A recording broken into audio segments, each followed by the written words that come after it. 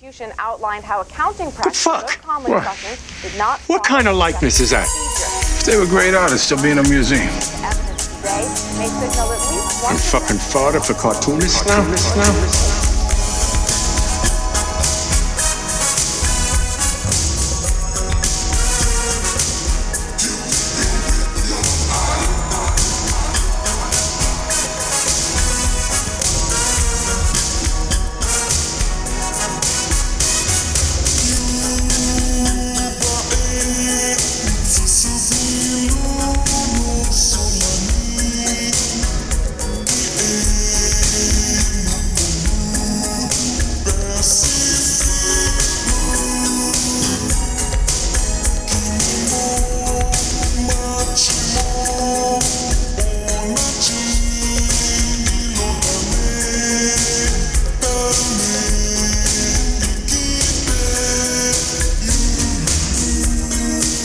Gutter Boys, we're back with another episode. I am your host, JB, with my co-host, Cam.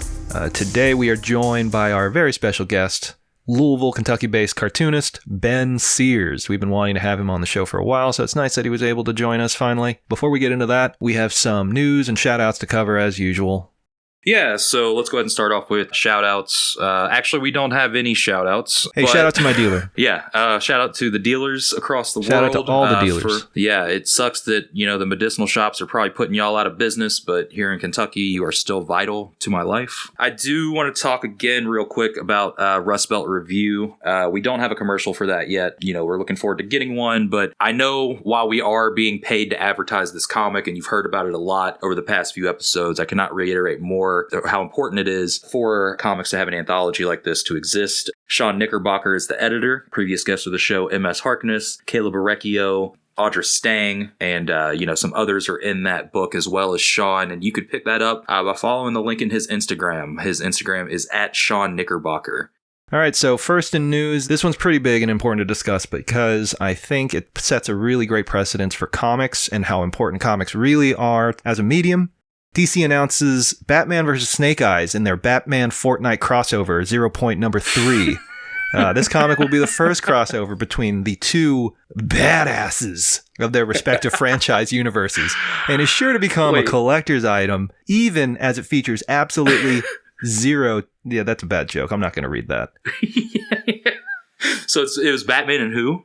Batman and Snake Eyes. Snake Eyes is a villain from G.I. Joe, right? Yeah. So what does that have to do with... So Fortnite is putting out a comic with these two crossing over? I guess so, because I do remember something about Fortnite having G.I. Joe characters as some sort of thing that they were doing, some sort of promotion. I think it's because they have some deal with Hasbro, maybe? I can't really remember. They have a deal with everybody, because I know Deadpool showed up in Fortnite. I don't play, but they'll I see stuff online. I know Deadpool showed up, Darth Vader. So I think they just strike up deals with these companies to get their characters in Fortnite. And I think Fortnite, I don't know if it's still the biggest game, but I know for a while it was. Yeah, it's definitely really popular with babies. I know that.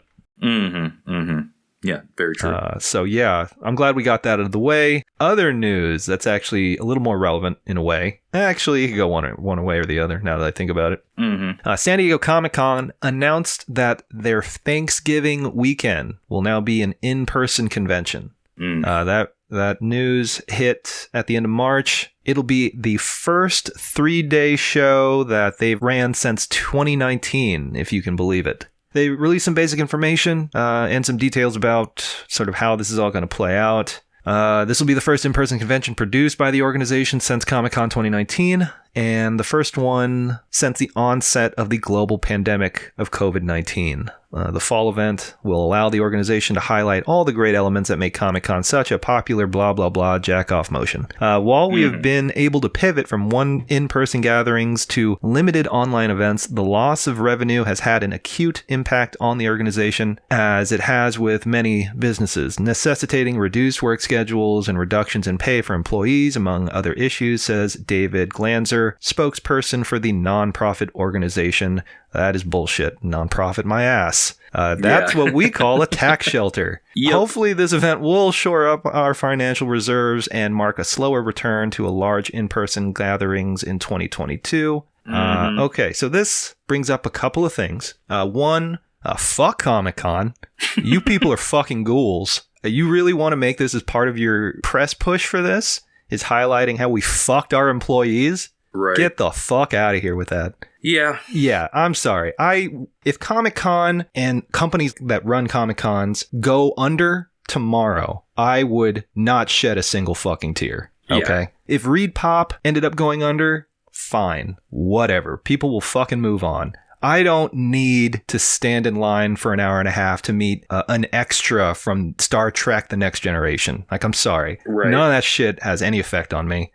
Mm-hmm. I personally think that the only shows that I think would have an impact on me, on you, the listeners, and on comic creators and comic readers would be the small press shows. If any of those shows went under, then yeah, that would be a major problem. Luckily, none of those are all run by faceless international conglomerate entities. So they're a little more transparent about what happens. They're all, run by grassroots organizations. I'm not too concerned about that. And they know what they're doing, and they have already announced, sort of like what their plans are for 2022, because none of them are running any shows in 2021. Which I think is still smart. I know a lot of people are still getting their vaccines. The majority of the population will likely be vaccinated in this country probably by the end of the summer of this year. And that's fine. But I still don't think that means, hey, we should start having 30,000 people in the same fucking space. No, that's dumb as shit. I'm sorry. I don't trust enough people. I don't believe that everybody's been willing to actually get vaccinations. I don't think it's a good idea.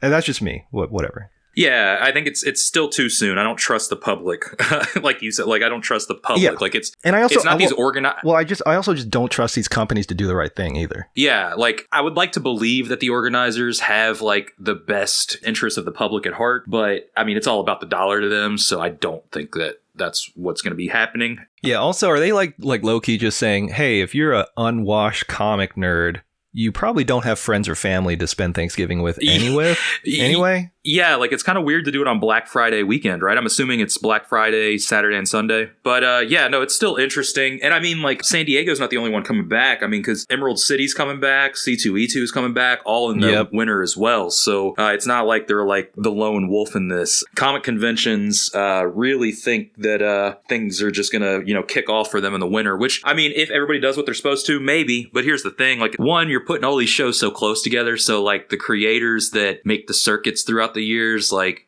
I don't foresee that being a smart financial move, especially around the holidays. But I mean, these things aren't about like the fucking creators that are struggling anyway. They're about the fucking, like you said, the extras that were in Star Trek and so forth. Like, comics are like the lowest denominator to these people, probably.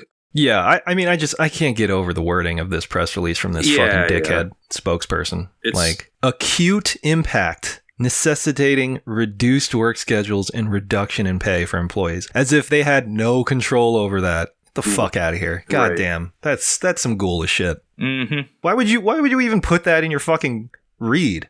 Like, why even mention it? Just say everybody's been impacted by COVID. That's the end. That's my statement. I have nothing else to fucking shove up my own ass right now. It's so stupid. Anyway. So yeah, I mean, let us know. Are you all planning on doing cons when they come back? I hope not. Yeah, fuck that, man. I'm not doing a show till 2022. I've already told myself that. Yep. And it'll probably be spring, summer. Yeah. And I mean, honestly, I think it's a blessing because, like, this gives us even more time to make even more books and more comics. Yeah, exactly. For when the time does actually come where this shit is, like, the right time to do it. Mm-hmm. So, have you read anything cool lately? I know you're in the process of a move, so I don't blame you if you're not reading. I'm in the process of moving, so I've been packing up all of my stuff. A lot of it is, taped up in boxes, so I haven't been reading a whole lot. Unfortunately, what I have been reading is just sort of whatever I get in the mail within the last couple of weeks, Mm-hmm. I finished reading the rest of 666. There's some really great stories in here. Big shout out to friend of the show, Sage Coffee. I really dig their story in this. But yeah, lots of good stuff in here. Please check it out. Eric's story is fucking great too, now that I think about it. So yeah, if you like horror and if you like anthology, this is definitely something to pick up. Or if you like risograph specifically. I think some people out there have a preference for that print format. So yeah, check it out. And it's also printed really well. I mean, look, if you own anything by Really Easy Press, you already know. Yeah, what you're it's quality. Yeah, it's quality. It's like super professionally done. It's just a really well-made book. So big shout out to Eric. He really busts his ass with Really Easy Press, and I don't think he gets enough credit for it. Yeah. And speaking of 666, I will be in issue 2. I don't know if I'm allowed to announce that yet, but finishing up my story in the next couple of weeks, and I'll be right behind JB's issue in the next one. So check it out. It's a really cool zine, or not even zine, comic rather. And the contributor list for issue 2, not including me, is really stellar. So check out this first one, and, hopefully you stick around for the second. Also, the Book Industry Charity Foundation announced that they're establishing a Survive to Thrive bookstore grant program, founded with initial support from Ingram Charities and Ingram Content Group. The program will quickly provide grants to independent bookstores and comic shops affected by COVID-19. With a leading gift of $500,000 jointly from Ingram Charities and Ingram Content Group, $250,000 from bookshop.org, and an additional $250,000 from Hachette, HarperCollins, Macmillan Publishers, and Penguin Random House. The Survive to Thrive initiative has raised the first million of its $2 million goal. The grant program will provide substantial support to as many as 200 brick-and-mortar bookstores and comic shops in the U.S. Hell yeah. That have a strong foundation in their communities, but are facing financial challenges due to the impact of the pandemic. Pamela French, BINC, their executive director states, in 2020, BINC distributed $2.9 million to help more than 2,200 bookstores, comic shops, and individual store owners and employees. In 8 weeks, beginning in late March of 2020, BINC distributed more aid than the prior 8 years combined. So that's a nice little thing to do, I guess.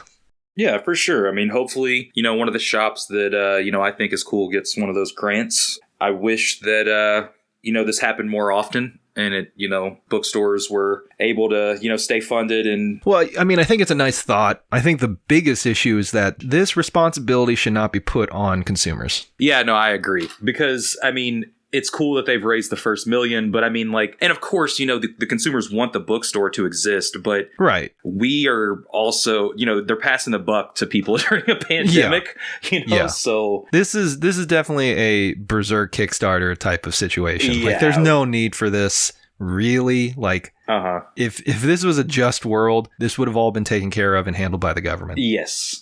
But those companies would have had small business loans and so forth, and they would have helped the companies that actually needed it instead of the fucking global conglomerate corporations that ended up getting tons of breaks. But that's a whole different thing. Yeah. But yeah, no, I mean, yeah, it is kind of bad that they're passing the buck onto the consumer because, like you said, it's got like that Berserker Kickstarter stink on it where it's like, why are we on the hook for this? Like, yeah, we like shopping at bookstores, but why do we have to, like, it's almost like paying for a membership, like it's Costco or something if you donate, Right, yeah, why is a global pandemic suddenly the responsibility of a bunch of book readers? That's really fucking stupid. Yeah. But anyway. But no, I mean, just to summarize, hey, nice thought is all. Yeah, and, I love the bookstore experience. I love the comic shop experience. I think those places are always going to exist. It's very unfortunate that the pandemic wiped some of them out, but, hopefully this can, the good thing about this is if it can get funded, hopefully it goes to the right places and the institutions that really need it.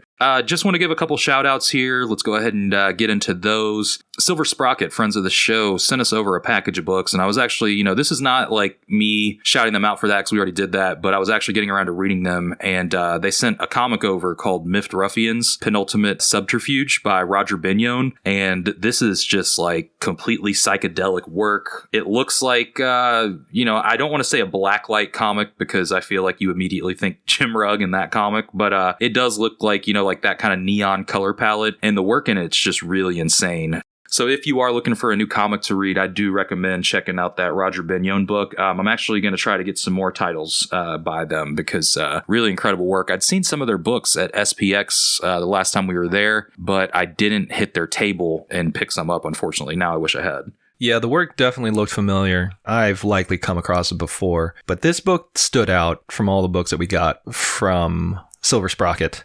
Mainly, I think, just because of the cover, but also, like, content-wise, it is vastly different from anything else. And that's not a negative. And we're not, saying that all these other books are, like, deficient in some way. No. It's more just about, like, this one clearly stood out to us in terms of, like, the type of things that we read. And it's also fucking huge, like compared to the rest of the stuff they sent us. Like everything was like, like everything was like mini comic size, and this is like bigger than magazine size. So right, yeah. Oh, also shout out to Jen Woodall, whose book is also in this package. Yes, or also in this release, rather. Yeah, Jen is a friend of the show, makes incredible work. I hope that we get more magical beatdown from them soon. I've got those 2 issues that are also from Silver Sprocket's Small World shit. Oh, yeah. Yeah. And, I know you guys are probably tired of us talking about this right now, but until we get an official commercial or some copy, we're going to continue to talk about Rust Belt Review. And even though Sean is paying us to talk about Rust Belt Review, I want to let you know that I've tried the product and I believe in it.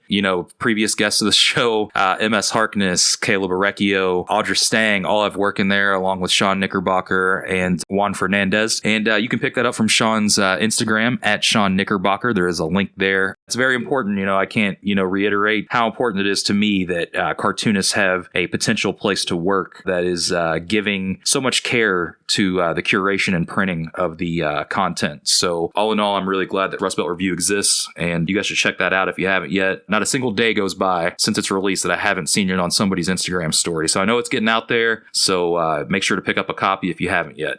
All right. So real quick, I wanted to workshop an idea sort of live on the air. Okay. Go off. Okay. Yeah. So I was thinking, if we have our basic tiers for Patreon, we should start making new goals that aren't ridiculous amounts of money, just so that we have a better idea of sort of what our track record is. But also, maybe we give our listeners some access to our bonus episodes once we hit certain goals. What do you think about that? How does that strike you? Yeah, I'm fine with whatever personally, but I wonder if the patrons would be upset. But you're talking about like months old content at this time, right? Right. This would be older episodes, and since none of those episodes are really time sensitive in any way, it wouldn't really matter when you listen to them. Right. So what? Like if we hit X amount of dollars, we upload a free. Yeah. Well, what's the incentive? Like let's say if we hit 800, we will release 2 bonus episodes to the general public. Yeah, but that doesn't help the patrons. That just helps the freeloaders that don't want to give us money. Yes, but if we have let me put it this way. If we have 75 people already on paying us to get the bonus episodes, okay? And we get 200 who are just giving us $1 or $5 each. So they're not getting access to the bonus content, but they are putting in their money. Yeah. So over time, because the audience has grown so large and because they are all technically paying, all the back catalog of stuff that the patrons already technically got, it doesn't change the fact that they had access to it first. If we give access to sort of the other part of our audience that's not being able to, spend $10 a month or whatever, the possibility of getting those bonus episodes that they otherwise would never be able to hear, I think that makes sense. Yeah, I can see that. Yeah, I'm cool with it if you want to do it. Patrons, let us know what's up. And if that makes your dick soft, we have an answer for that. Well, boom, yeah. No, as a matter of fact, we're here to tell you about BlueChew.com. And the tablets that are we allowed to say they sell it? You know what? I'll handle this ad read. All right. So this episode is sponsored by Blue Chew. Guys, fellas. The Blue Chew guys. This one only for the fellas. All right. Personally, I have no problems getting my dick hard. I just want to make that clear as day. Yeah, same. The gutter boys do not need Blue Chew, but we believe in Blue Chew so much, we talk about it. It's less about a need and more of like a want. It's a performance enhancement. Blue Chew is a unique online service that delivers the same active ingredients, but in chewable form and at a fraction of the cost. Blue Chew's tablets help men achieve harder and stronger erections to combat all forms of ED. That's actually ED, erectile dysfunction. Blue Chew is an online prescription service, so no visits to the doctor's office, no awkward conversations, and no waiting in line at the pharmacy. And it ships right to your door in a discreet package. Yeah, it's not going to be like your order from My Comic Shop where it just says, I'm a fucking nerd. This is discreet as fuck. Bazinga with Superman on it. Yeah, none of that lame shit where your neighbors are going to point and laugh and make fun of you because this is in the discreetest package of all time. The process is simple, though. You just sign up at BlueChew.com. You can consult with one of their licensed medical providers, and once you're approved, you'll receive your prescription within days. And the best part? It's all done online. Blue Chew's licensed medical providers work with you to find the right girlfriend because you will die alone otherwise. No, they'll find the right ingredients and strengths to your prescription. You don't like swallowing? Hey, who does? I love swallowing. pills. No problem here. But if you don't like swallowing pills, there's no problem with the Blue Chew tablet because it's a chewable. Blue Chew's active ingredients are sildenafil and tadalafil, and those tablets are made in the USA, and they are prepared and shipped directly, so it's cheaper than a pharmacy. So you could benefit from extra confidence when it's time to perform. Visit bluechew.com for more details and important safety information. And hey, And folks, we got a special deal for our listeners. Try Blue Chew for free when you use our promo code GUTTER at checkout. Just pay $5 in shipping, that's all. So that's bluechew.com, promo code GUTTER, GUTTER, to receive your first month for free. And we thank Blue Chew for sponsoring our cocks and our podcast. hell yeah. So now that we've got our dick chewable ad out of the way, that's it, bro. So I guess we plug, So that's it, y'all. That's it for the first segment. As always, you can find us on Patreon at patreon.com/gutterboys. For $5 a month, you get 2 extra bonus episodes on our off weeks. You also get the entire back catalog anytime you sign up. If you want to throw us a couple extra bucks and get something for yourself for $10 or $15 for international patrons, we have a monthly zine called Pimp Digest. There's works in progress and so forth in that. I'm preparing issue number 3 as we speak. Not really, but we're recording in the past, and when you're listening to this, it's in the future, so I will be when you hear it. Oh, yeah, real quick, though, I wanted to go ahead and give out a shout-out to friend of the show, Gabriel Mason Howell. Oh, yeah, I got their book in the middle their there. fairly recent book, Overshadowed by a Castle, which was published by friend of the show, Bread, at Bread Press. It's a 40-page Rizzo-printed comic. It's a very, very nice presentation. Mm-hmm. If you haven't checked it out yet, we would highly recommend looking into getting a copy for yourself. You will not regret it. Yeah, I know Gabe was running low on stock because I hit them up, and because their Instagram story said they were running low. So if they're out, hit up Bread Press's website.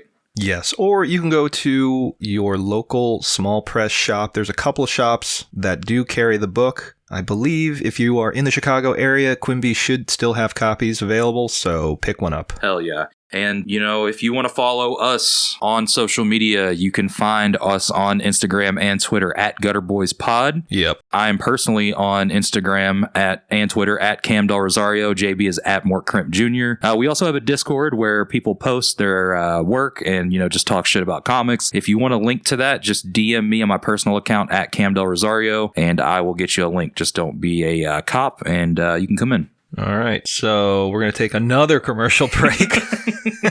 And when we come, man, half of the show is now just commercials. Hell yeah. And when we come back, we'll be joined by our eminent guest, Mr. Free Ben Sears. So stick around. We'll be right back.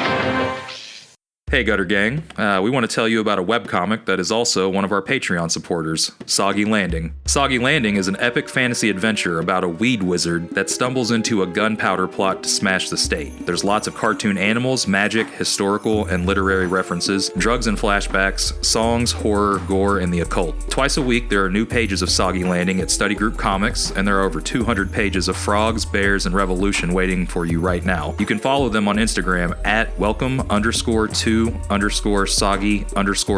or at Ian Dinsford. Soggy Landing. Hell yeah, dude. This program is brought to you in part by a generous donation of $12 by the Michael Sweater Foundation for the Arts.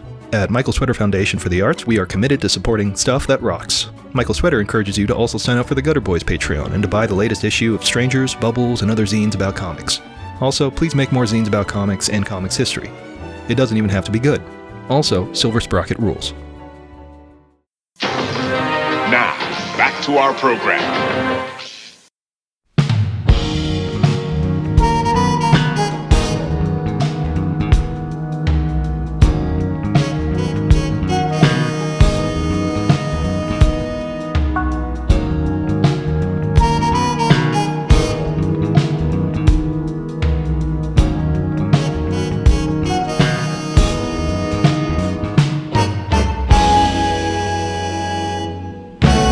And welcome back to the show from our little break, from our little commercial break. And we are joined by our guest for this evening, all the way from Louisville, Kentucky, Ben Sears, cartoonist, very online guy. Really? Just constantly posting, and we love our posting king. Ben, how are you doing today? I'm doing good. How about you? I can't complain. That's a lie. I'm doing all right. Cam, how are you doing? Yeah, I'm good. Hey, Ben, just for the record, I always say Louisville on the show. How do you say it? Just Louisville. Louisville? Okay. Yeah. Yeah, the Slur correct through it way. in the middle there. Yeah, well, that's debatable, JB. Is it, though? But, you never know. I don't know. I don't want to get into that first off the bat, though. Yeah, so Yeah. you might know Ben from his previous body of work, most of which was published under Koyama Press, Volcano Trash, Night Air. The list is never ending. He also did a couple of Garfield stories, which we'll be touching on here later, but some of the best Garfield stories, if I'm being perfectly honest. Yeah. So yeah, let's talk a little bit about comics and about your work. Why are you doing comics? Well, it's been like 6 years now, maybe. So I guess I've kind of forgotten at this point Oh, true. why I'm doing it. You just do it because what else are you going to do? Yeah. No, definitely. Yeah, It's you get stuck eventually. very Yeah, very Sisyphean of you. Yes. Yeah, just pushing the rock up and then the book comes out and then I start all over again. Yep. Got to respect I that don't hustle. know. Yeah. Yeah, I guess I started because I had never done it before and I was like, well, I might as well give it a shot. Here I am now, so I guess I like doing it a little bit. Well, one of the things that I definitely wanted to touch on about your work is sort of the style decisions that you make and how you kind of transitioned into that approach compared to your older work, because there is a pretty clear distinction between the work that we see now that's very, very much attached to the Ben Sears name, and then the older work prior to that that I would argue someone might, a layman might have a difficulty making that connection that that's the same Ben Sears. Well, I think because I was figuring out a style as I was starting, like I didn't just jump in with like a fully formed style. I was kind of figuring everything out. And like when you do comics enough, it's just like a never ending series of like finding shortcuts and stuff. Like, how can I do this faster? How can I get to this page faster so I can meet the deadline and stuff like that? So I think that's how at least my style was formed, just like trying to find ways to do things faster and more efficiently. And also, like, as you get older, for me, maybe you just like less and less things. So that kind of distills what you want to do a little bit. Yeah, I can attest to that. And then I think, looking at your older work, like the Study Group, if I'm not mistaken, I think that Study Group, was that the first Plus Man comic? Yeah, like it just seems like you simplified your style for the best, less lines, and you just kind of figure out, where to put them. Oh, yeah. Not that the early stuff was bad by any means, but, you've really honed in on what your style is, which is something of your own now. I don't really see anything else like it. Just trying to be more deliberate about what I put on a page instead of like, oh, this seems empty, I should fill it up with like all these little hatch marks and stuff like that. Yeah. Yeah, right. Yeah, the old work was more dense, and you were doing like some like cross hatching. I think there was like a tunnel or something like that. I recall when I was like flipping through the work. Yeah, I remember seeing that. So yeah, it's interesting you bring that up. Were you publishing that online like during Tumblr, and then you got like picked up by Study Group? How'd that happen? Or were you just publishing it there through their online service? It just went through them. I sent an email to Zach Soto and was just like, hey, would you be interested in running this? And he was like, yeah, why not? So it started running on there, and then he put out the print edition. So it was never like a web comic kind of thing. Okay, hell yeah. And then shortly after that, I guess you took that property over to Koyama with the first book was the brown one. That was Night Air, correct? Yeah. Okay, hell yeah. So Koyama's closing up shop, and I know you took all your books over there. Can we talk a little bit about like how you landed over there? What your decision was to work with Anu Koyama?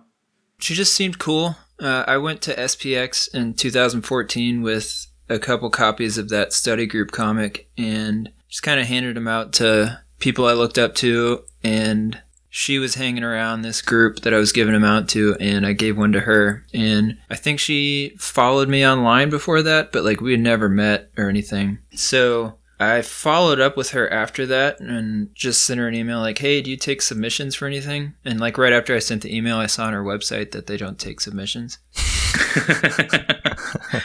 But she got back to me and was like, well, somebody just dropped out of next spring's lineup. If you can get a book done like in this amount of time, that's like our deadline we have to meet for the printer and promotion and stuff. If you can meet that deadline, then you can get a book out in that person's place. So that's what I did. Just kind of sat down and drew and didn't know what was going to happen, but I got it done. Yeah, did it kill you to have like, oh, here, you have to do this now? Like, did the deadline kill you, or was it pretty reasonable? Compared to my working speed now, like, it was pretty brutal. But that was, back when everything was still, pretty lighthearted, like just out of college. Like, the world is a nice big place that's full of adventure. So you're just excited about everything. So it was fun, and I didn't really mind, like, drawing like 50 pages in a couple, 3 or 4 months maybe. So it was fun at the time. I don't think I could do that speed again, but I enjoyed it.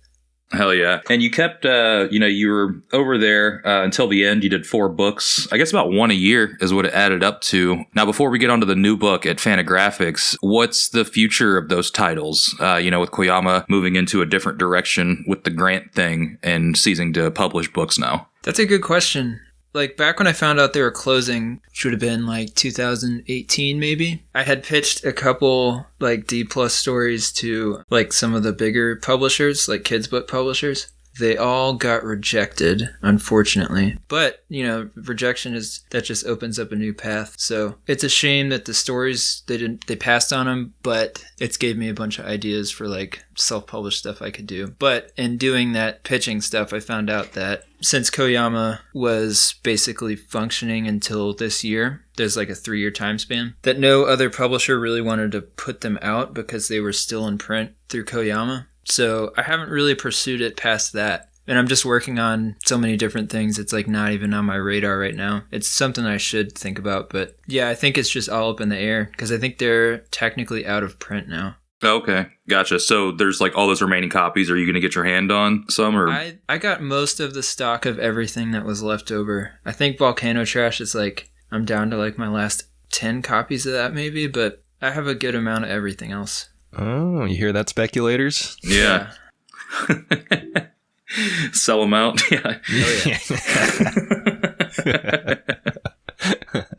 Well, that's interesting. I mean, it doesn't really surprise me considering like the consistency of your output that, looking back wouldn't really be a big priority, at least at the moment, because you do constantly just pump out project after project. Yeah, I mean, it's something I should do, and it would be cool if they could put them out as like one big, like 300-page book. But yeah, I'm just thinking ahead and like, I mean, do I really want to have all this old stuff that I'm not? I really like 2 of the books still, but the first 2, I'm like, man, those drawings are a little rough. I don't know if I want this like reprinted for everybody. The growing pains. Yeah. Are you done working with that character? Because I know the new one is Young Shadow, who you've done in a mini before, but is Plus Man done for now? No, the comic I'm working on right now called Empanada is like the next chapter of those guys. So okay.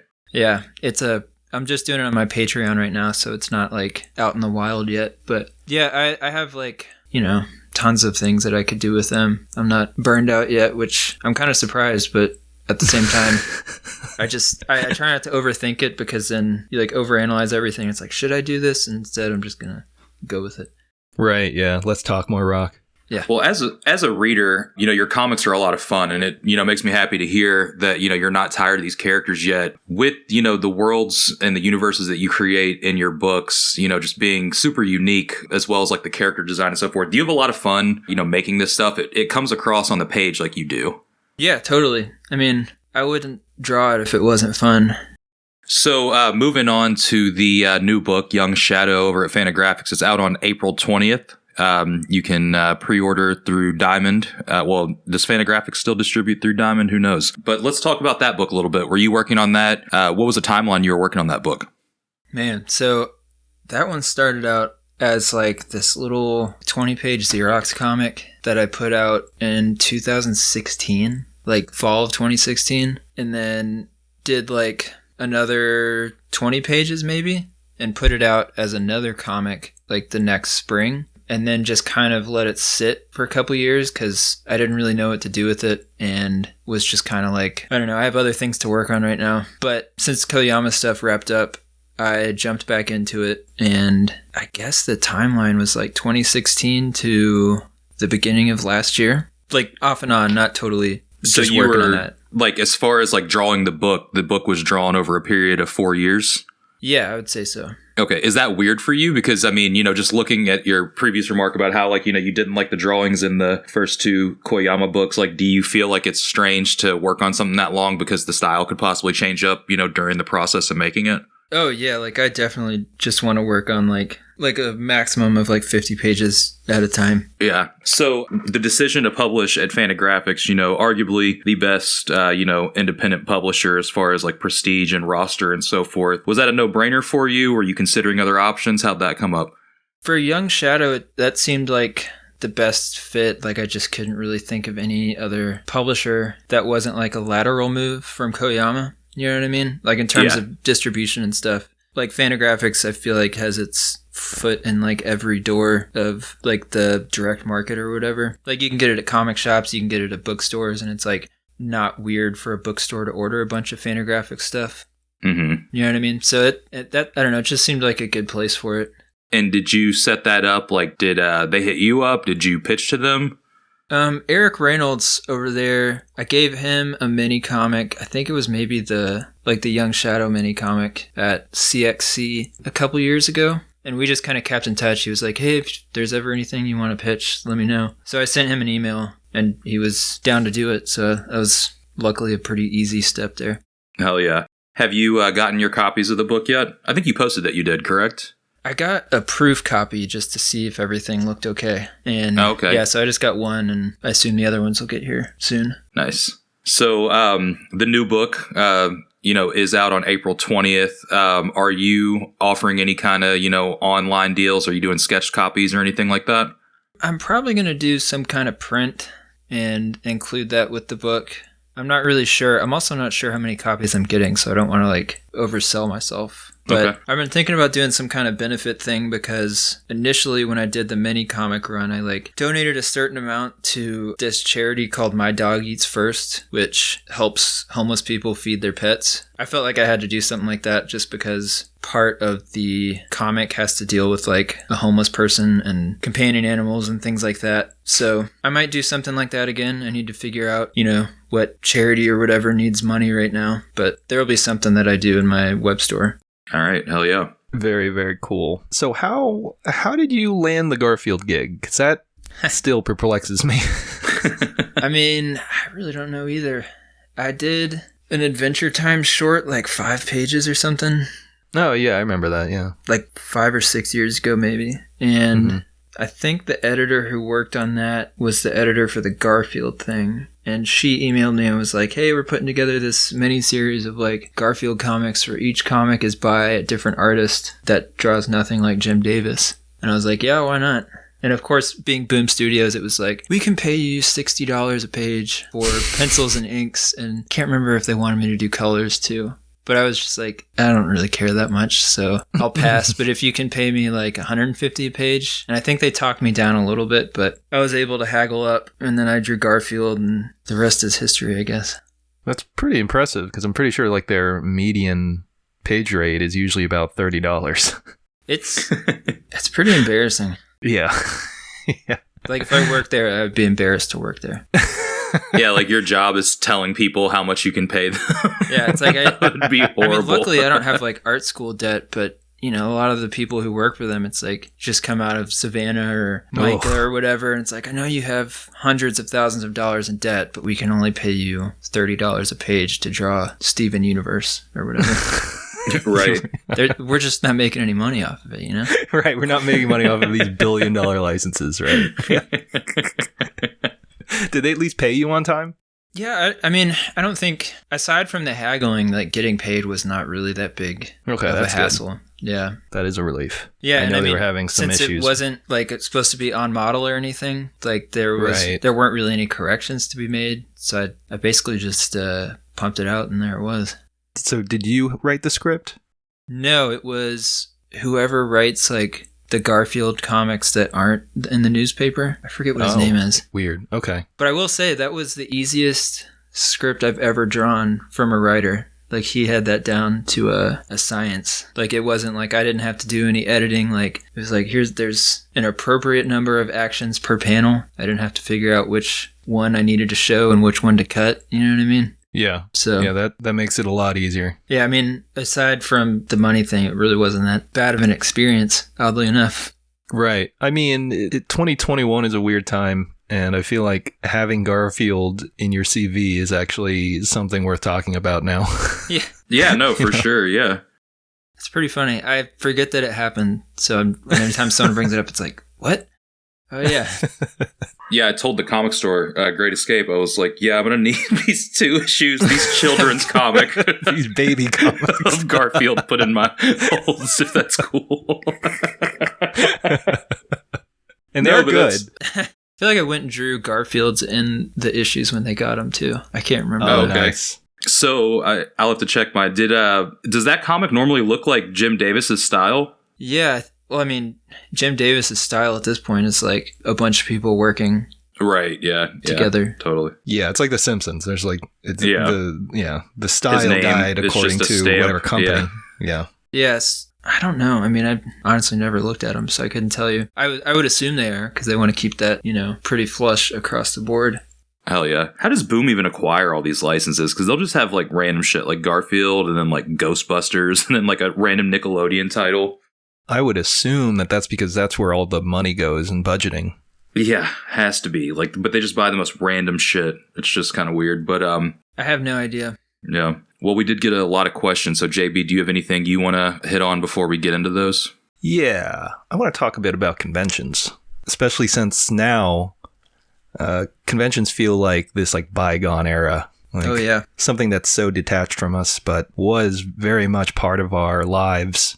They're coming back. They'll be Yeah, I back. mean, eventually they will come back, right? Yeah. And I am genuinely curious to see what that even begins to look like. But Well, aren't they doing it in like November? Like C2E2 and Emerald City? Aren't all Yeah, those like gearing up to run? yeah, C2E2 is supposed to be in December, which, I mean, I don't even know if anybody's going to go to that in December, but we'll see. So, Ben, before we even really knew each other, we would see each other at cons a lot of times because we were just happenstance doing the same shows pretty often. Mm-hmm. And I remember seeing you. I can't remember which show it was that we actually met. I feel like it was Cincinnati. Was it CincyCon? Okay. Yeah. I feel like a lot of like comic relationships were built on Cincy. Which is weird because It's very weird Yeah. when you think about it. if anyone's ever been to Cincinnati, you wouldn't think it's a place where people meet and have fun.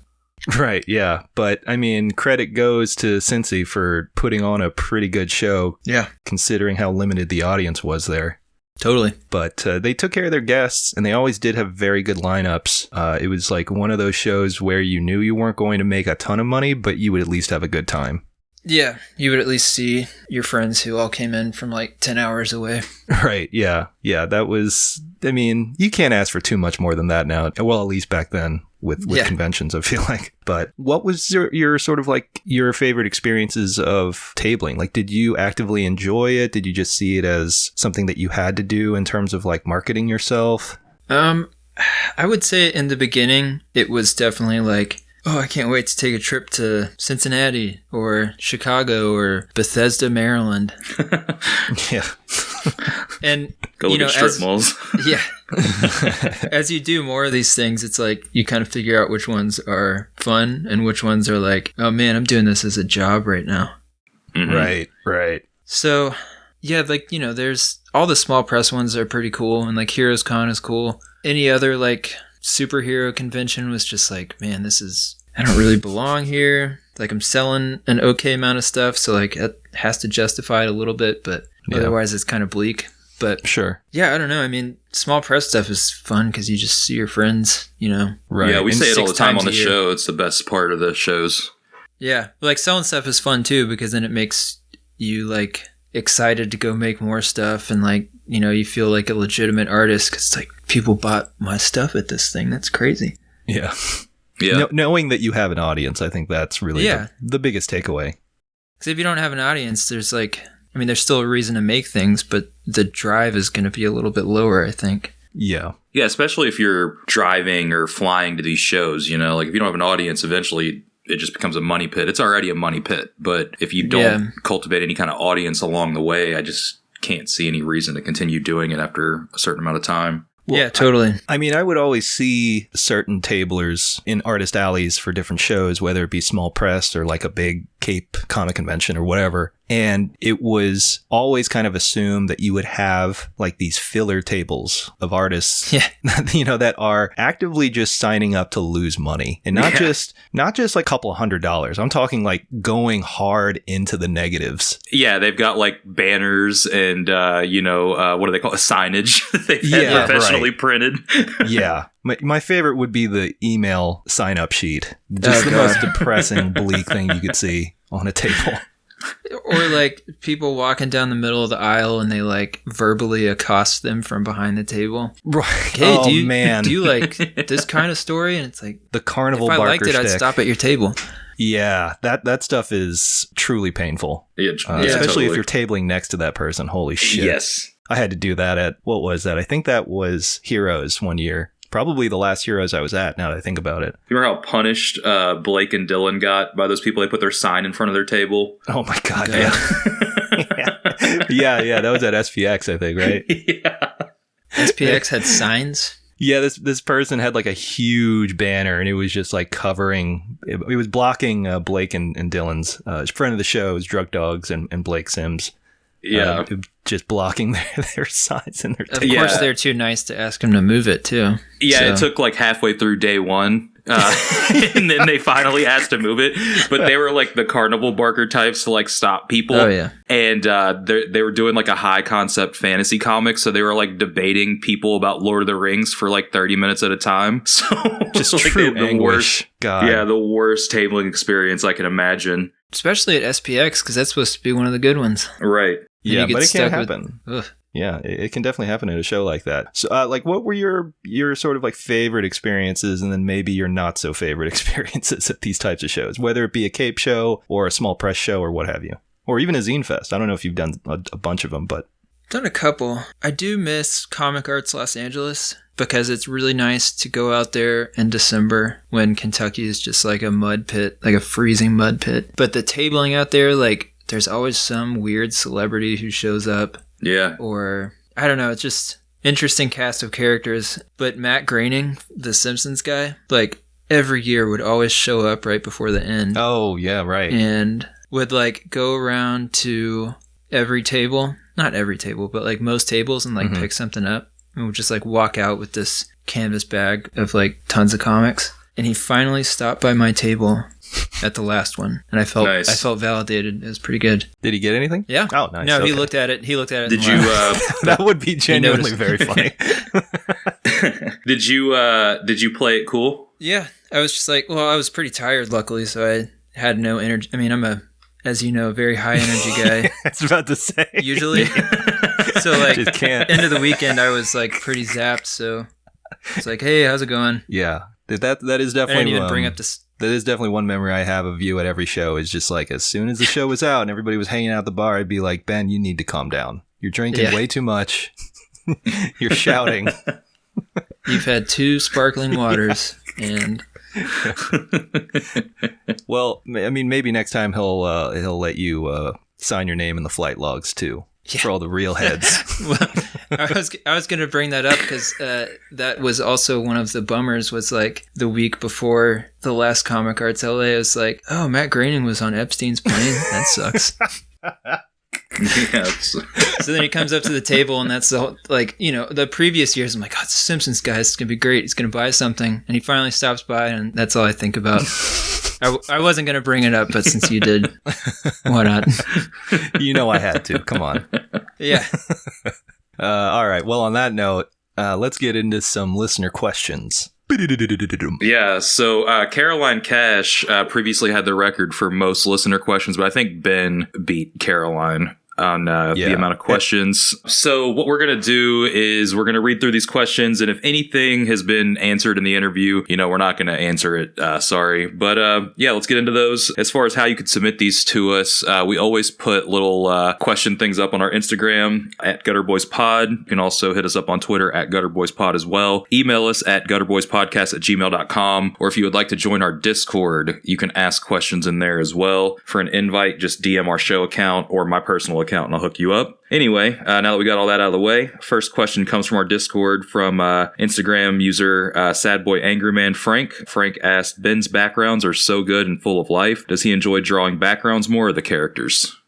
I would say I made a conscious decision a couple years ago to treat the backgrounds as characters. So it's all characters to me, which could be a bad thing because there are some artists who do like pretty, loose backgrounds that still manage to convey a lot of information and it looks cool. But like I make sure everything is drawn in, like in focus and everything. And yeah, I mean, I don't know. I like backgrounds. I feel like the backgrounds are important usually. If you slack on them, then people notice. Yeah. Or you could just be a boss and not draw any backgrounds. Yeah, I mean, people can pull that off. It's whatever the story needs. But for mine, if I didn't draw backgrounds, it would be not super exciting to read. I don't know. There could be a case where you could pull that off. Yeah. I believe in you, Ben. I mean, there are some panels where I don't draw background, like just like a for sure splash of color, but usually try to throw some stuff in there. True. Yeah. All right. Another Discord user, Shrelp, they ask, who are the artists that inspired Ben? His art is some of the most unique I've seen. What is it that leads him to create such creative and amazing pages where all lines seem to complement each other? Well, I do like Nick Park, who did Wallace and Gromit. Charles Schultz is good. Akira Toriyama. Those are kind of the big three that come to mind. Maybe Gary Larson in there too. As far as the lines, I think that might just be because I've been doing it for so long. Like it just...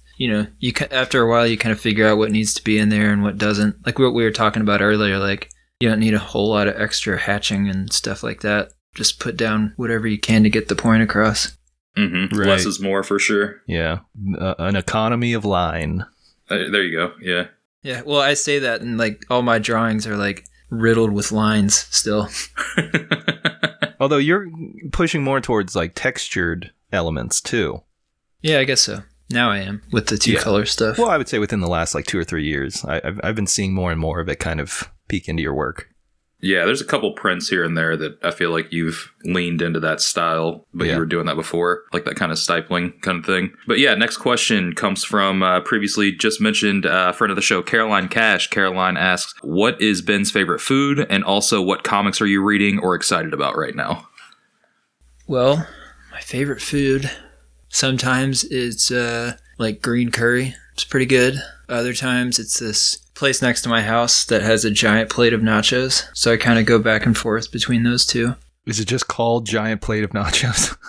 Well, it's called the large nachos, but it's like... Okay. What spot is it, if you don't... Can I ask? It's El Mundo. All right, you hear that, El Mundo? Sponsor our boy. That place is rock, yeah. Yeah. Hell yeah. Well, since the pandemic, they've only done like take and bake nachos, which is not really my thing. So I haven't had these nachos in a year, maybe. It's crazy. A reckoning is coming. I hope so. Oh, the comics, though. I just got that Gary Panter Jimbo comic. Oh, yeah. Yeah, that one's cool. Yeah. Never read that before. Pretty excited about it. I don't have a ton of time to read, so I usually just read Popeye or Peanuts before bed. Like, you can read a couple days, and usually that puts me right out. But I feel like I always get pretty excited about those, especially Popeye, which it's a shame those Fantagraphics books, there aren't more copies of those out there, because they're really good. Yeah, I don't know if they're going to reprint them or what. Doesn't look like they are. Yeah, but, I think maybe, they didn't recoup the losses or whatever. Yeah, it kind of sucks. Like, I know that's what happened with the Nancy books, so they kind of just stopped those. At least Popeye got to spell out Popeye. The name through 6 volumes. Yeah. Well, I feel like you can find most of them for like, I haven't looked in a while, but like around list price, maybe a little bit more. But then one of the volumes is like $800 for some reason. Yeah. Can you not hit up Fantagraphics now that you work for them and be like, hey, can you just send me one of these if you have one? I did. They don't have any. Oh, shit. Okay. Because that was the thing I was looking forward to. I was like, I'm finally going to get this stupid $800 Popeye book. And it's like not even the last book in the series. It's like one of the middle letters. So if you have all of them, you just have a missing letter. So it's like, I don't even know what that would spell with the spines all lined up. Po-eyes? But it's just... Pop, yes. It doesn't make any sense why that one would be like so expensive. Right. Like it'd be like if it was like the last volume or something like that, like the print run diminishes as like they come out, but just one randomly in the middle. Yeah. Well, the library has it, so I did get to read it eventually. Oh, okay. And every time I looked at it, I was like, man, is it worth sacrificing being able to get books at the library to just keep this forever? Well, I heard that if you say that it's lost, they just make you pay cover price. So They'd probably look it up and be like, "You owe us $1,000." Yeah, right. We own you now. Yeah, you have to work at the library now, which wouldn't be that bad. yeah, not a horrible gig. Oh, man. All right. Another Discord user, Joey Finoli, asks, what is Ben's work schedule like? My work schedule. Yeah, Well, people really like asking us about schedules. Yeah, like I've usually make it a point to ask every episode because people usually ask. So like, what's a day? And like, if you're working on a book, what's your regular day look like? if I'm working on a book, my day is like wake up, look at the internet for like 20 minutes. And then get started and kind of take small breaks throughout the day. Maybe like an exercise break in the middle of the afternoon. Get some deadlifts in. Go out and pull a tire in the yard. Yeah. No. Swing a hammer around. Like maybe go for a run or something like that. Bike ride or something. And then work late into the night. Because when you're working on a book, you can't clock out. Right. Yep. But my work schedule with the animation stuff was better because it was like just working basically 9 to 5 or 10 to 6 or whatever. It's way healthier than comics. Yeah, having a set schedule like that. Oh, yeah. Yeah, I agree. With your work schedule, how long did it take for you to really get into a rhythm or like a setting your own schedule and sticking to it? I don't know. I never really had trouble doing the work. Just because, like, with Koyama, like, if I didn't do the work, I'd let Annie down, and that's the last thing you want to do. Right. Well, even before that, though, like, if you were just working on self-published stuff. I don't know. I never really had problems, like, I mean, obviously, when there's not enough time in the day to do it, that's a problem, but, like, yeah, I would always make time to do it. So whether that meant, like, waking up early or staying up late or like drawing at work. Like when I used to work at a coffee shop, like I would draw behind the counter in between customers, which is frustrating because like you can't get a whole lot done. You're like drawing for maybe 10 minutes, maybe 30 seconds. Right. Can't really get into a rhythm. It's not ideal, but you're still getting the work done. So yeah. Oh, you were doing the same thing too when you were on the road touring with your band too, right? Yeah. Luckily, the touring didn't really overlap with like book deadlines too much, but I would definitely bring stuff to work on and just kind of sit down and draw whenever I had a minute. Yeah, that's crazy. Yeah, I mean, I don't know, if you want to do it, you'll find time to do it. Yeah, definitely. Do you miss touring or playing music like that? I miss parts of it. I miss mainly like having that collaborative environment. So really not like the touring part can be fun sometimes, but just like writing songs as a group and having everyone's skill set complement each other. It satisfies a different need than comics does because like comics is such a solo effort usually. Yeah. Mm-hmm. Just like getting together with people and making something is like a different kind of thing. Yeah, it's way more collaborative in nature. Yeah. Well, it's also a way to socialize without like, going to a bar or something stupid like that. Right. Alrighty, in the Discord, David Caldwell asked Taco Bell, yes or no? If yes, what's the order? Oh, man. They got potatoes again, right? Yeah, they brought it back. Yeah, they do. Yeah, I don't know if they're back like in Kentucky yet. I can't confirm, but I was seeing on like Twitter that they're back. Yeah, they're back here in Chicago, so I'm sure they're back. What a stupid mistake on their part. I know, yeah. Fucking idiots. I know. It's not the McRib, man. Come on. Something with potatoes in it. No meat, obviously. So just like, the spicy potato soft taco. Okay. Are you vegetarian or vegan? Vegetarian. Okay. Have you ever tried the quesarito with potatoes in it? No, I don't go to Taco Bell often. But when I ended up there, I'll just stick to what I know is not going to tear my insides apart. I see. Well, next time you go, get a quesarito. Get the vegetarian version because it has black beans instead of meat. And then add potatoes. Yes. That sounds good. That is the money move right there. Okay.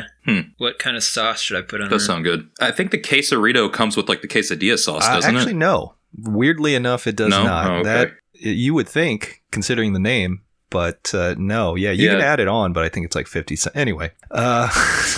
What a scam. Yeah, right. The red sauce, though, free on anything. So just add red sauce. Okay. Okay. How can you lose? All right. Friend of the show, Josh Pettinger, they ask, how far down the line is he to inherit the Sears department store fortune? Some British humor here. Not in line to inherit anything, unfortunately. Mm-hmm. Yeah. Then you'd be able to be a real cartoonist. Yeah. Yeah. But I mean, You could be a landlord then. Sears is basically like nothing at this point, though. Yeah, no, I don't even think it's a company anymore. Yeah, Like, I don't really know what They don't Sears even is have doing. the Sears Tower anymore. That's true. From what I've Did heard. they get the name taken Yeah, away? it's called something else, but everybody still calls it the Sears Yeah, Tower. it's always going to be the Right. Sears Tower, but there's Yeah. no money to back it up. So Right. Yeah. Took the name off, yeah. Alrighty. Next question. Tom Nishaw, friend of the show, asked to make you talk about straight edge bands, but we're not going down that road. yeah, I don't really listen to much straight edge music. So Corey Roberts asked, what are Ben's favorite non-comic books? Oh man, I really like Raymond Chandler stuff. Like, it's a little problematic in parts, but I don't know, it's easy for me to read. I have a hard time focusing on, books like Words Without Pictures.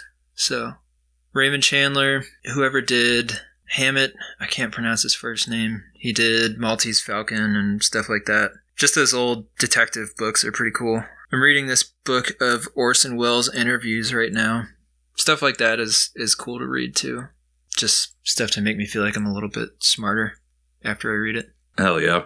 All right, another Discord user, Milo Marinara, they ask, what size is he drawing something like Young Shadow? Is that all on real paper? Also, y'all will probably talk about this, but I want to know about comic scenes in Kentucky. I'm drawing I drew Young Shadow, I guess, mostly on 9x12 paper. So pretty small. That was the book I scaled down on. Because I used to draw on 11x14. So mainly working at 9x12 now.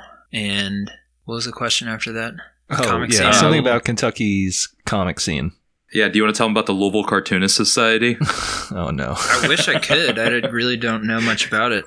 I'm not in it. Oh, yeah, they're dorks. That's from me, not you. Not from Ben. I'm saying that. Yeah, anything I've seen by them is just kind of like... It's like the fan art shit that people sell at big cape shows. Yeah, I mean, there's like people who self-publish comics, but they're just not anything that I'm interested in or that's even similar to what I'm doing. Yeah, same. Like, if there is a scene here, I don't really know too much about it. Like, the only cartoonists that I know are, Ben, and then I know Blake Sims, Dylan Drug Dogs, and Jordan Spears here in Louisville, but I don't know if he's really active in comics so much anymore. Yeah. And yeah, there's a guy named Darren Vogt that I've met who does shows here in Louisville, but that's about it. Yeah, And I guess there are a couple guys doing comics a while back. I don't know if they do anything anymore. Sean Ford, right? Wasn't he around for a while? Sean Ford was here for a little bit. This dude, Jesse Lucas, was drawing comics for a little bit. He might still do illustration stuff, but I haven't seen him around in a bit. But yeah, as far as like the stuff that we're interested in, I think it's, not super big here. Yeah, did you know that there's a store here in Louisville called Great Escape for the listeners, but did you know that Robert from Great Escape, like the older dude, did you know he was like doing comics in the 80s and 90s? I had a feeling. Yeah, because I mean, he foisted his Dracula graphic novel on me one day in there, and I bought it. Is it good? Yeah, it's good. It just looks like it's from 1988, Oh, so it's really good. Yeah. No, it's fine though, yeah. But no, he's always talking comics. I don't know how much he still works, but yeah. Yeah, I always assumed he was like a lifer just because he's been working there for, as long as I've been going there. Right, yeah. All right, so next question came from Discord user Nylon_horse. Can you ask him if Steve Albini composed the Seinfeld theme? Oh, God. I know who this is. I think this is Alex Deegan, if you all know him. No, I don't think this is Alex Deegan, actually. Really? Yeah, I think because I follow this guy on Instagram. I do. Yeah, this isn't Alex Deegan. Okay, because Alex always asks me that question, so I just assume it's him. Oh, okay. It's some kind of cyberbullying tactic he's got going. I don't really understand it. I don't think Steve Albini did, but a guy from Louisville did. Yeah, I was going to say, that's a little fun fact there, yeah. Yeah, and he seems like a pretty strange dude. But he's from Louisville, so we get to claim that. Hell yeah. All right. Friend of the show and Polish-based cartoonist Lucas. What's up, Lucas? Jak się masz? How big are the print runs of his self-published titles, and what is the best comic book format? The best comic format? Oh, man. I don't know. The printed format, I guess? He might be talking about size. Yeah, probably size, yeah. I don't know. I don't know if there is a best. Well, preference-wise, what do you think is the best? I'll tell you what the worst is. All right. Okay. The worst is that Blaine comic, Gus and his gang. That's like, this beautifully drawn like French Western comic that got translated into English and got printed at like 6 by 8 inches or something when it's supposed to be like a huge like French album size. That's the worst size. The best size, I don't know. If it looks good when I'm reading it, I guess that's the best size for whatever comic it is. Very diplomatic answer. Well, I just can't think of like, like there's like square mini comics that look great, and there's like Fife's Copra like looks cool as a superhero size comic. So there's really no like gold standard, I think.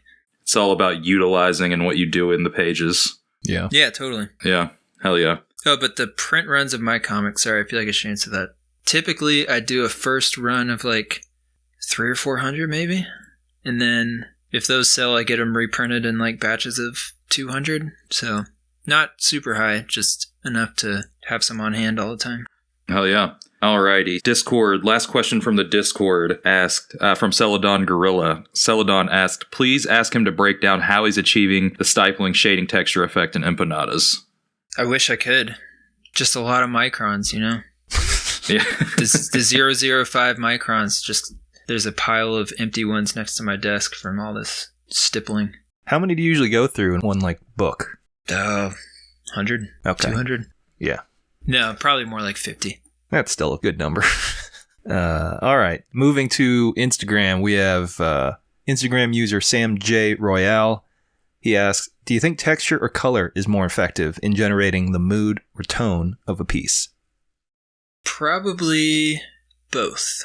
Sorry to take both sides again, but I mean, it's just like a situational thing. Like, I think texture has its place. It really depends on what kind of mood you're setting, because sometimes texture is just not appropriate. But if it's like a dark, gritty kind of thing, then I would say have fun with the texture. I don't know. Well, let's say, for example, let's take like the cover for Young Shadow. Okay. And if you were to remove one or the other, color or texture, which one would read better? I think the texture would read better. I mean, that's what the book was drawn with in mind, was like that like gritty kind of MS Paint spray paint brush. So I would say in that situation, like if you took the yellow out, it would still have the same look, I think. Yeah, I think it also helps that book is like sort of black and white in a way, besides the, the yellow. Yeah. Well, that's one of my few holdouts from graphic design college, is like if something looks good in black and white, like a logo, I think was the context they were using. But if it looks good in black and white, or no, it has to look good in black and white or else it won't work. Right. So I kind of use that mindset with comics. Hell yeah. Next Instagram question came from Ian Densford. Ian said, I like his chunky style. What inspires the look and shading? Also, does he draw small? Which we kind of covered size already. Yeah, maybe kind of small. I don't know.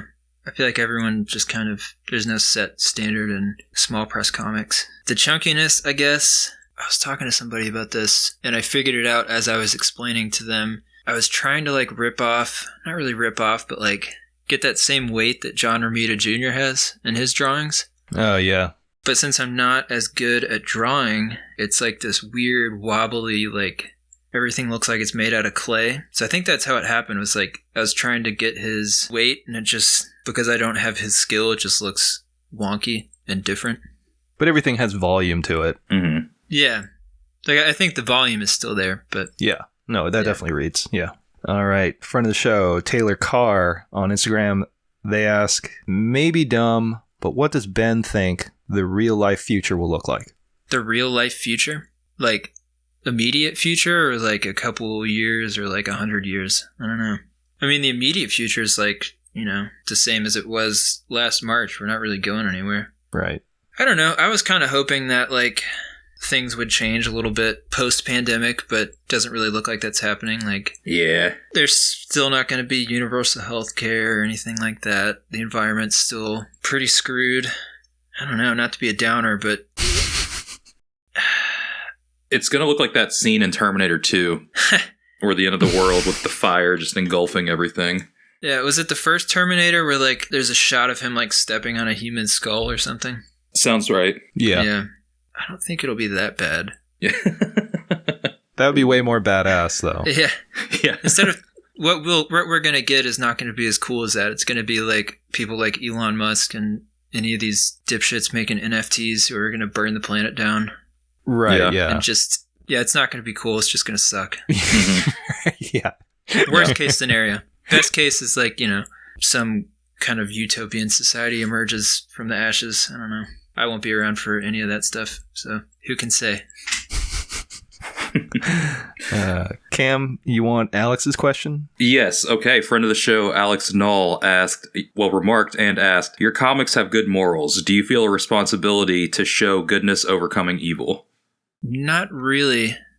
I think I try to show that you should still be good despite evil winning most of the time. Like, you shouldn't be good in hopes that, like, you can defeat evil or whatever, because that's just not how life works, really. Right. So I think just being good to your immediate circle and hoping that, like, kind of ripples out is the mindset I try to go in there with. I don't know. I think a lot of, like, young adult stuff these days focuses too much on, like, just, like, black and white. You know what I mean? Like, you can only be completely good, and, like, the author's intent is like the character's intent in the book is like how the author feels, you know what I mean? Yeah. Right. Which is kind of a weird way of looking at things. But yeah, I don't know. I try to make things like you should be a good person even if it doesn't make a difference. Or does that make sense? If it's not convenient. If it's not convenient, if it's not going to save the world at that moment, you should still be a good person. Right. Yeah. You should still think with like, how is this going to help everybody else around me instead of me just getting mine right now? Yeah. Right. Hell yeah. Which is why I'm personally excited for DC's new young adult book, Rorschach Jr. Oh, God. You say that as a joke, I'm hoping, but you know it's going to happen. Yeah, I know. I feel like a lot of stuff that we've joked about has come to, be a reality. Rorschach Jr. by Scotty Young. Oh, God.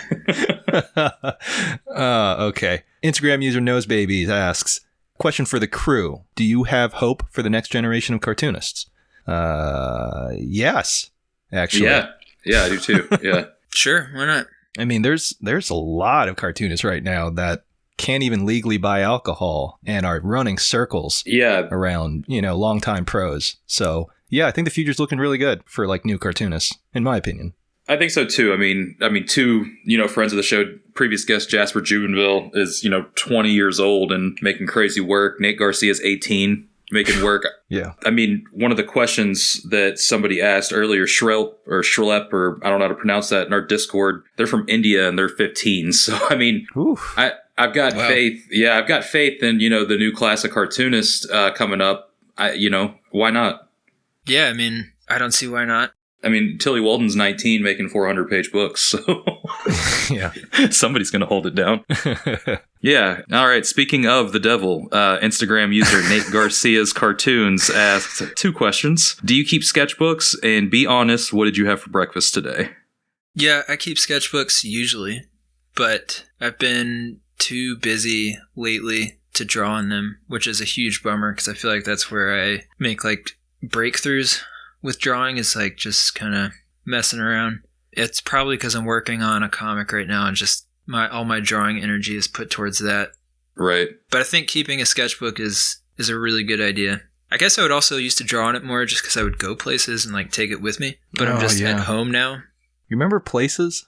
I'm having a hard time remembering them, but I've heard about them. Yeah, I've heard good things. Yeah. So maybe once things kind of level out a little bit and I don't feel like a jerk for like going and sitting someplace in public, then I'll take a sketchbook, but it's kind of barren right now. Yeah. Then for breakfast, I had Apple Jacks because there was nothing else in the house to eat. So I had some of my girlfriend's Apple Jacks. It wasn't even yours. No. And I didn't enjoy it either. I don't really like cereal that much. So I was just like, man, I got to eat something, but there's like no breakfast food here. Yeah. Well, we'll donate some food to you. I appreciate it. Yeah, anytime. Instagram user Tundra Wizard has 2 questions. They ask, what's the latest punk band Ben is obsessed with? And what was his process making his Young Shadow zine into a full graphic novel? I think we touched a bit on that, but go ahead. The punk band I'm into right now is not a punk band, but the attitude is pretty punk. Okay. And that's what counts, I think. Yeah. Yeah. All right. I'm late to the party, but Yellow Magic Orchestra is Oh, yeah. pretty cool. That shit rocks. Yeah, so I've been listening to that a whole bunch, and their whole attitude with like making fun of Western ideas about what Japan and, you know, Asia in general is like, is pretty punk, I think. Just like clowning on idiots is always good. But, you know, they're also a really good band, so I think that makes it easier to listen to. There's a lot of really good YouTube live sets of them that I've been watching lately. Oh, yeah, it's all good because they're all like incredible musicians, too. Yeah, So for sure. Well, you know, like any other band from that era, it's like you watch a live video of like New Order from the 80s and they just press a button on their giant computer setup and that's the song. But you watch Yellow Magic Orchestra and it's like, oh, these guys are all playing this stuff. Right, yeah, for sure. Yeah, it's really awesome stuff. Plus, what's the, I forgot the dude's name. The main dude, he has a bunch of solo records that are pretty cool too. Yeah. If you want to go down that road. Yeah, any of those guys, they all have like crazy solo careers as well. Have you heard of that new Philly band called Poison Ruin? No. I think you might dig them. Poison Ruin or Ruin?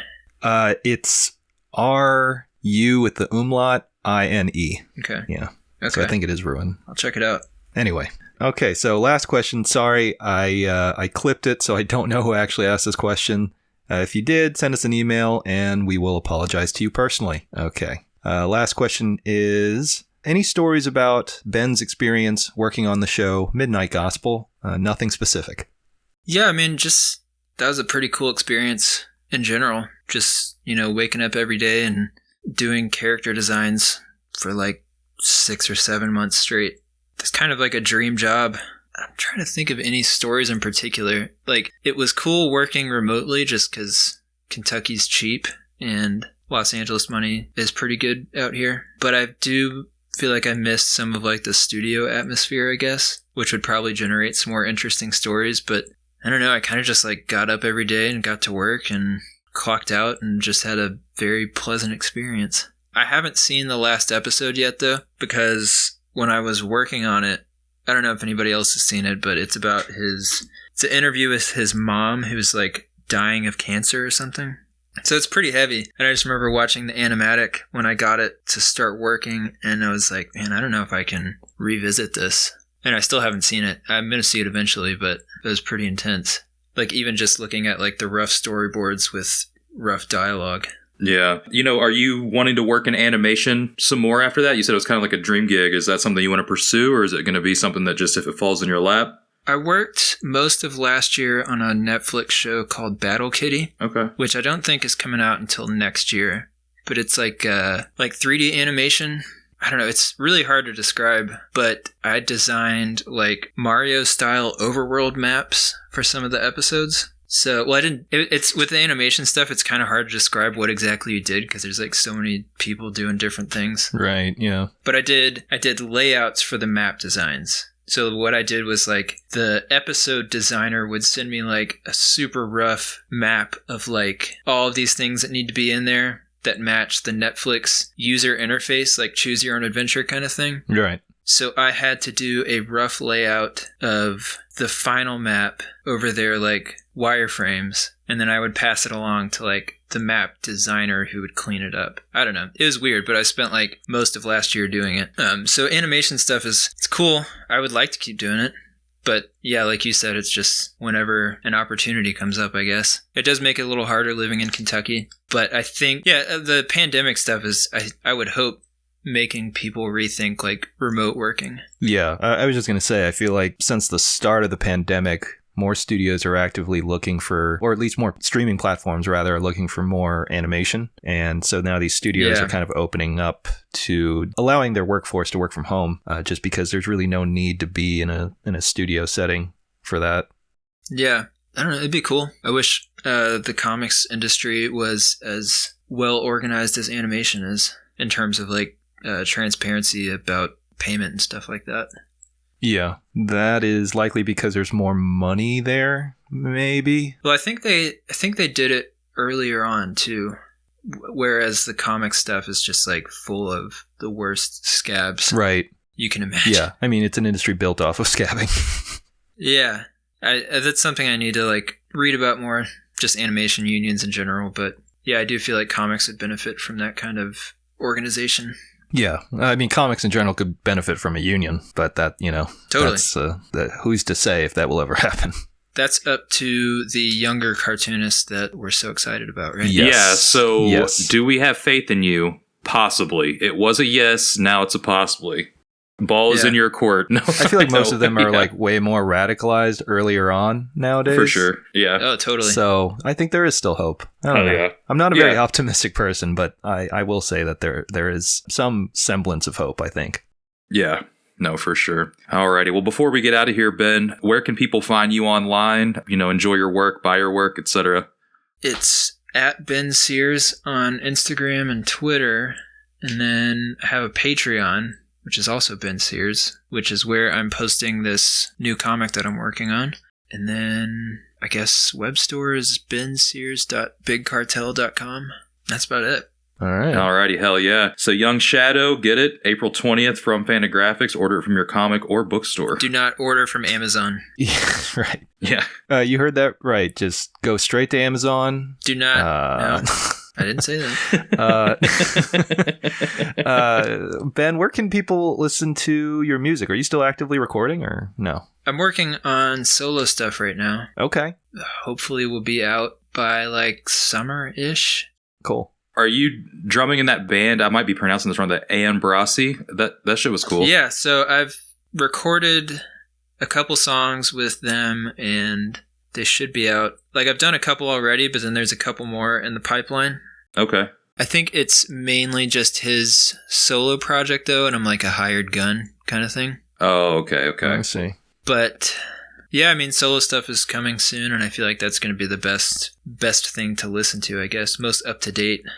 And I'm guessing that'll just be available on your Instagram account or Twitter. You'll be sending links out or anything like that. I'll be making a stink about that as soon as it's ready. It'll Cool. probably be up All on right. Bandcamp or something. Awesome. Hell yeah. All right. Well, thanks again, Ben, for coming on to our show and talking shop a little bit. We really appreciate it. We've been wanting to have you on the show for a while now, so it's nice to check that off the bucket list. Well, thanks for having me. Yes, sir. I think that's it. All right. Bye, folks. Stay gutter.